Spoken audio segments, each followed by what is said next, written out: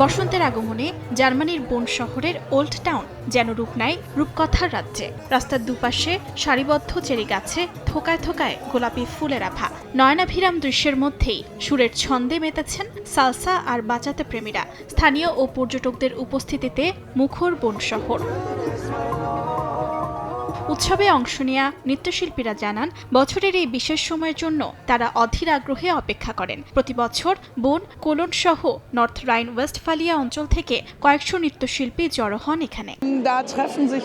এবারের বিশেষত্ব হলো চেরি ফুল। বিশ্বের বিভিন্ন প্রান্ত থেকে মানুষ এখানে আসেন এবং একসঙ্গে নাচ উপভোগ করেন।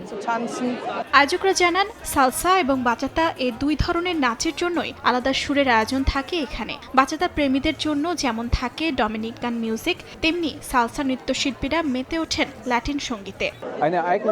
এটি বছরে একবারই আয়োজিত হয় এবং সব নৃত্যশিল্পীরা এর জন্য অধীর অপেক্ষায় থাকেন। কোলন, বন এবং নর্থ রাইন ওয়েস্টফালিয়াতে আমাদের একটি প্রাণবন্ত নাচের কমিউনিটি রয়েছে।